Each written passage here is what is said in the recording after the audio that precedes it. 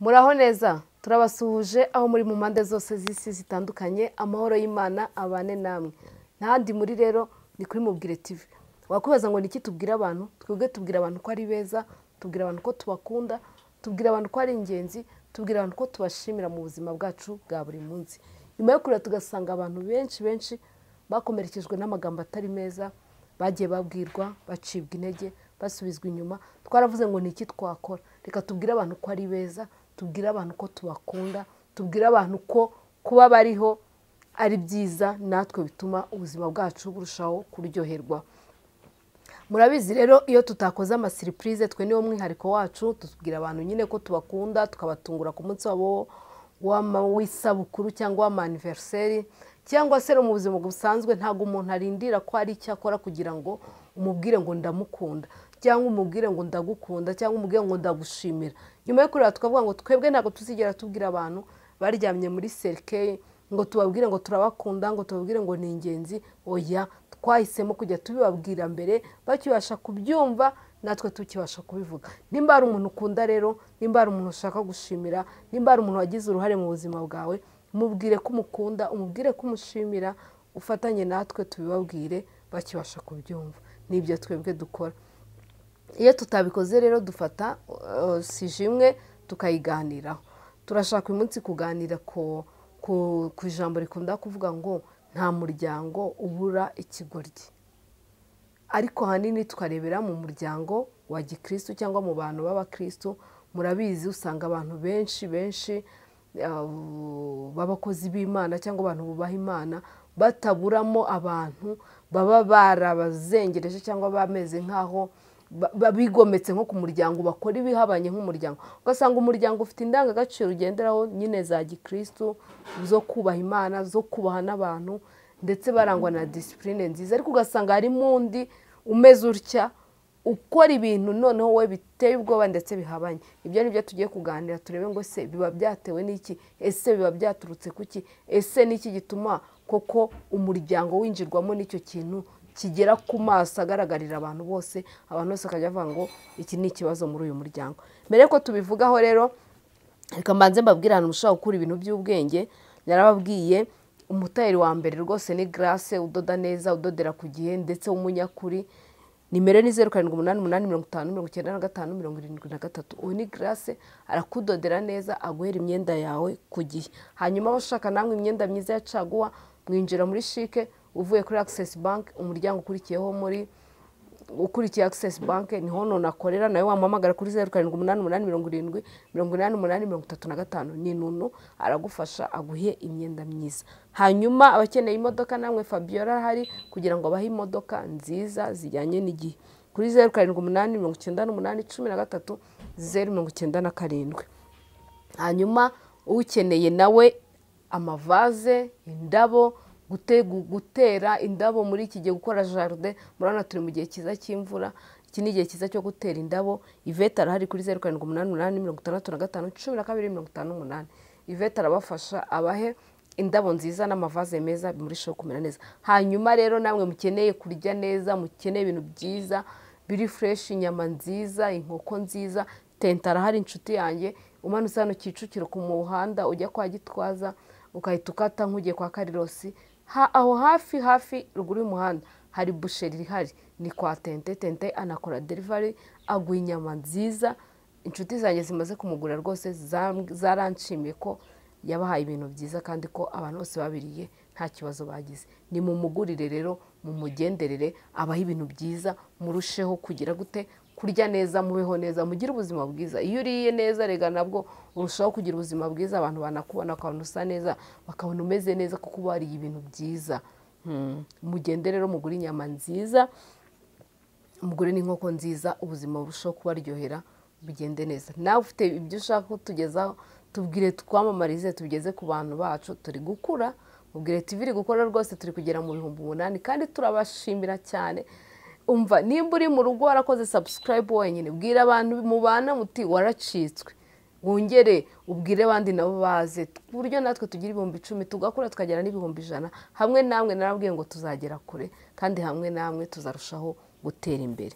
Uyu munsi rero nibyo nangiye kubabwira ngo tugiye kuganira ku bintu byo kuvuga ngo nta muryango ubura ikigoryi, cyangwa umuryango ugasanga harimo umwana wananiranye, siritu mu muryango w'abakozi b'Imana, abantu bakijijwe, cyangwa abantu bafite kwa kundi tuvuga ngo abantu ngo ni mu mfura, umuryango w'imfura, wa muryango w'abantu beza, abantu bafite indangagaciro, ariko ugasanga harimo umuntu umwe, havuyemo umwana umwe ni umujura, yigize umujura, undi aragiye abaye umusinzi kabuhariwe, ni buzizi nyine arazwi niwe musinzi, mbese wavuga ngo ahagarariye nk'umuryango, cyangwa ugasanga niwe uhagarariye nk'iyo quartier, ugasanga abo bantu ni umupasiteri mwiza unakijijwe ufite indangagaciro, ugasanga afite umwana w'umukobwa wenda yabaye ikirara, yabaye inda, yamaze kubyara nk'abana nka 5 badahuje na se, ni urugero. Ukibaza buri gihe, ese ibi bintu biterwa n'iki? Ese kubera iki iyi miryango ikunda kugira gutya? Ikintu cya mbere ni ukubabwira ko Satani nyine nk'ibisanzwe murabizi, Satani yanga umuryango, Satani yanga umuryango, Satani yanga umuryango ikindi wishimye. Icya kabiri, Satani atera ahantu hari ubutunzi, Satani atera ahantu hari ubutunzi, kubera yuko ari kubona muri uwo muryango harimo abantu benshi bazakorera Imana, kubera ko ari kubona ko hazavamo abavugabutumwa bazagirira igihugu umumaro, kubera ko abona harimo nyine n'abandi bapasiteri, ahagurutse umwe. Noneho rero aba ari aho hafi arekereje, ashaka nyine gutera umuryango, kubuza umuryango amahoro. Iyo rero yinjiye agasanga muri uwo muryango harimo utari maso, cyangwa utarakinze ngo yugare nyine yugarire cyane, akomeze nawe abe maso, icyo gihe Satani aramwiba, kuko Satani afite abakozi, afite abantu bari mu kazi, ni abaseriveri. Wa mugani w'umushuti wanjye hano ujya umbwira ati abafite abaseriveri ahantu hose bari guseriva. Rero iyo kandi ntabwo azaseriva ngo ace mu bantu bakura, aca mu nshuti zawe. Izo nshuti rero uba ufite inshuti zitandukanye. Tuvuge urugero, nimba nawe uri umukristo, ntabwo abashuti bawe bose ari uko ari abakristo, ntabwo mufite imyizerere imwe. Wowe uri umukristo wizeye ko udashobora kurya amafaranga y'umugabo utari uwawe, wizeye yuko udashobora gusambana n'umuntu w'umugabo utari uwawe, ariko hari undi muntu we wumva ko amafaranga kereka atayabonye. Ni urugero, kereka umva inzira zose zacamo niyo zaba ari izo kugenda gute, we yumva ati icya mbere ni amafaranga, icya mbere ni ukuba agaragara gutya, kuhagaragara abantu nyine bamubona akabona ko ari umuntu umeze neza, ufite inote, wambaye neza, atitaye ingaruka cyangwa n'ibyo biri gukora muri we. Urumva muba mutandukanye, ni urugero ndi kubaha. Icyo gihe rero Satani, nibyo nashaka kuvuga kuri uwo muryango.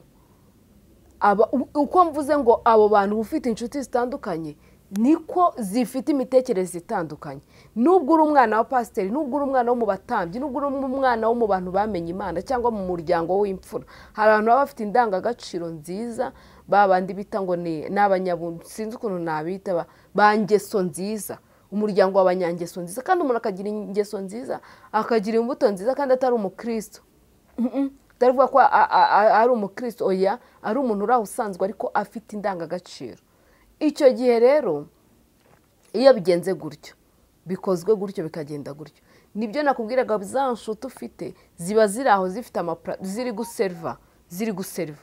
Icyo gihe rero uba ugize gute? Iyo utari maso, iyo utari tayari, niho ubona umuntu, ukabona umwana aguye muri izo ngeso mbi, aguye muri ibyo bintu bibi, aguye mu biyobyabwenge.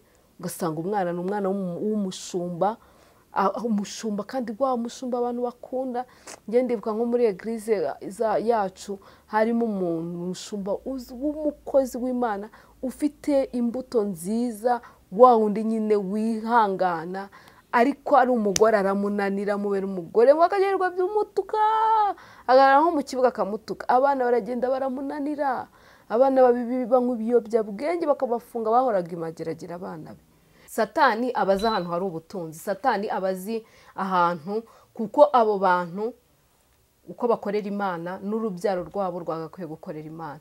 Rero nimuzajya mubona abantu Satani yateye, Satani atera ahantu hari ubutunzi. Nubona umuryango ufite umwana umwe wabananiye, nubona umuryango ufite ibibazo, ufite intambara, ugasanga umuntu n'umukozi w'Imana ashaka kuba umugore ukorera Imana, akagira umugabo umuzengereza, umuhangayikisha, ashobora kuba umugabo ukorera Imana nawe umugore akamuhangayikisha, bashobora kuba umugore n'umugabo bakorera Imana abana bakabahangayikisha, ndetse no mu miryango yabo hakaba harimo izindi ntambara zibatera. Icyo gihe rero nkaho kugira ngo nkatwe abantu ubundi usanga ariho twaboneye uruvugiro kubataramana, usanga ariho twakuye kwirirwa tubakritika, usanga benshi ariho duhera tuvuga iyo ari abantu bafite n'impano z'umwuka cyangwa impano z'Imana, ugasanga niho abantu bahereye bavuga ngo bari abantu bafite imyuka mibi cyangwa se uriya niwe banyuzemo kugira ngo babone izo mbaraga.